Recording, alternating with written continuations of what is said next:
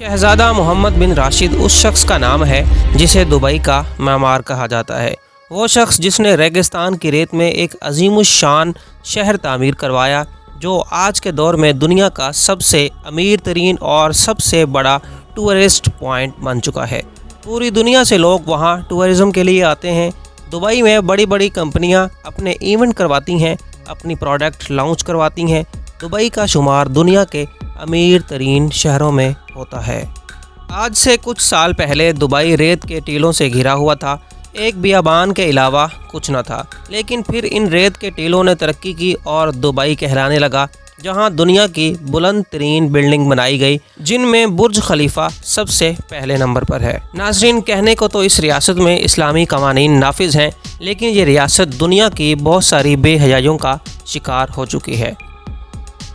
आखिर वो बेहयाइयाँ कौन सी हैं और पूरी दुनिया से भाग भाग कर लोग दुबई में क्यों जाना चाहते हैं? जिन लोगों ने अभी तक दुबई नहीं देखा, उनके लिए ये वीडियो बहुत ही इंटरेस्टिंग होने वाली है, और जिन्होंने दुबई देख लिया है वो भी हमारी इस वीडियो से इत्तेफाक करेंगे। लेकिन वीडियो शुरू करने से पहले आने वाले न्यू व्यूवर्स से इल्तमास है कि बराए मेहरबानी हमारे चैनल को सब्सक्राइब कर लें, ताकि नेक्स्ट आने वाली वीडियो आप तक पहुँच सके। नाज़रीन, दुबई को जदीद बुनियादों पर इस्तवार किया गया है। इस शहर की बुनियादों में ये पॉलिसी रखी गई थी कि दुनिया भर के लोगों के लिए अयाशी का मरकज़ बनाया जाएगा। ख़ा आप किसी भी मज़हब और रंग के क्यों ना हो, दुबई में आपको फहाशी के लिए तमाम सहूलियात मुयस्सर हैं। ख़ास तौर पर जो यूरोपियन हैं, उनको टारगेट करने के लिए अयाशी का सामान मुहैया किया गया है, क्योंकि पूरी दुनिया का पैसा इस वक्त यूरोप में है, कनाडा में है, चाइना में है और दूसरी यूरोपियन कंट्रीज़ में है। दुनिया का पैसा उस जगह पर मौजूद है। इसलिए जब वहाँ से लोग सैर व तफरीह के लिए दुबई में आते हैं तो उनको अपनी अयाशी का सामान मुयस्सर ना हो तो वो दुबई किस लिए आएंगे, बल्कि दूसरी रियासतों में जाएंगे। इस तरह उनका पैसा भी दूसरी रियासतों में चला जाएगा। इस पॉलिसी को शेख राशिद ने अपनाया, दुबई को बहुत ही कम वक्त में आसमान की बुलंदियों पर ले गया। आज दुबई के अंदर शरई कानून का निफाज है। इस्लामी कवानीन के मुताबिक दुबई में फ़ैसले किए जाते हैं। लेकिन क्या दुबई एक रियासत होने की हैसियत से शरई है, या किताबों में ऐसे लगता है, लेकिन हकीकत में ऐसा कुछ नहीं है। यानी दुबई में आपको इस तरह के बीचेस मिल जाएंगे जिस तरह के यूरोप के अंदर भी मुयस्सर नहीं है। लेकिन दुबई के साहिल पर मगरबी दुनिया के लिए मुकम्मल अयाशी का सामान मौजूद है, इसलिए वो यूरोप को छोड़कर दुबई में आना पसंद करते हैं। अगर बात की जाए अल्कोहल की, तो दुबई में बाआसानी दस्तयाब है और बाआसानी लोग शराब ख़रीद कर पी सकते हैं। लेकिन इसमें कानून है जो किसी हद तक बेहतर है, और इसको नाफिज किया गया है कि कानून कुछ इस तरह से है कि अगर आपकी उम्र 21 साल से कम है तो आप कानूनी तौर पर शराब नहीं ख़रीद सकते।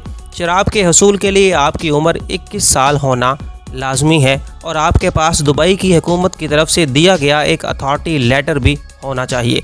लेकिन अगर आप प्रैक्टिकली बात करें तो शराब खुलेआम फ़रोख्त की जाती है और लोग बग़ैर किसी रोक टोक के इसे ख़रीद सकते हैं। लेकिन कवानीन के अंदर कुछ और लिखा है, और वो इसलिए है कि दुबई को एक शरई रियासत साबित किया जा सके। लेकिन लिखने में और अमल करने में ज़मीन और आसमान का फ़र्क है। दुबई एक ऐसी इस्लामी रियासत है जिसमें सूअर के गोश्त के रेस्टोरेंट बाआसानी आपको मिल जाते हैं। सूअर जो कि इस्लाम के मुताबिक इंतहाई नापसंदीदा जानवर है, और साथ ही खाने के लिए इसे हराम करार दिया गया है। इसके बावजूद एक इस्लामी रियासत में इस तरह के रेस्टोरेंट खुलने देना दुबई की रियासत के लिए लम्हाए फ़िक्रिया है, क्योंकि वो ख़ुद को शरई भी कहलाता है और ऐसी गैर इस्लामी चीज़ों पर भी कोई पाबंदी आयद नहीं करता। दोस्तों, अगर बात की जाए कि शरई रियासत के हुक्मरानों की ज़ाती लाइफ स्टाइल की, तो कोई भी खुदा तर्स हुक्मरान अपनी रियासत को इस्लामी तर्ज पर चला सकता है, और उनकी निजी ज़िंदगी भी इस्लामी शरीयत के मुताबिक होती है। लेकिन आप दुबई के हुक्मरानों और उनकी औरतों की निजी ज़िंदगी को देखें तो वो बिल्कुल भी इस्लामी कवानीन के मुताबिक नहीं है। इन पर कई सवालिया निशान उठाए जा सकते हैं, और कुछ लोग उठाते भी हैं। अगर दुबई में मौजूद क्लब्स और पब्स की बात की जाए तो ये दोनों ऐसी रियासत जिसको कहा जाए कि ये इस्लामी रियासत है, तो वहाँ इन क्लब्स और पब्स की कोई गुंजाइश नहीं है।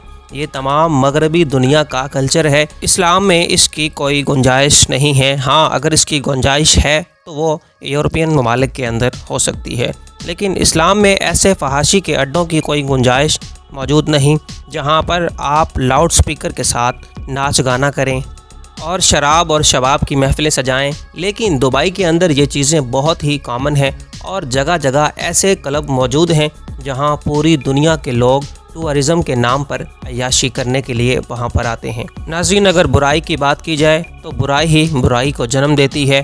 برائی ایک ایسی چیز ہے جو اپنی جگہ پر ختم نہیں ہوتی بلکہ آگے بڑھتی رہتی ہے، اور دبئی کو دیکھ کر ارد گرد کی مسلم ریاستوں نے اس پالیسی کو اپنانا شروع کر دیا ہے، کیونکہ انہیں لگنے لگا ہے کہ اس پالیسی کے تحت وہ اپنی معیشت کو آسمان کی بلندیوں تک لے جا سکتے ہیں، جیسے دبئی لے کے گیا ہے۔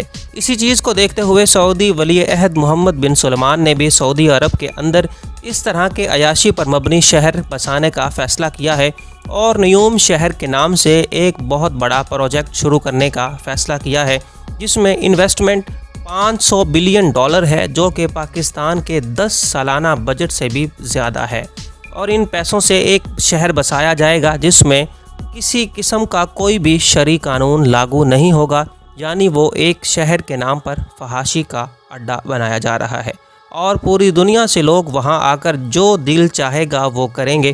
محمد بن سلمان کا یہ خیال ہے کہ وہ سعودیہ کی گرتی ہوئی معیشت کو سنبھال لیں گے، لیکن ناظرین، اسلام کے قوانین تو اس سے بالکل مختلف ہیں۔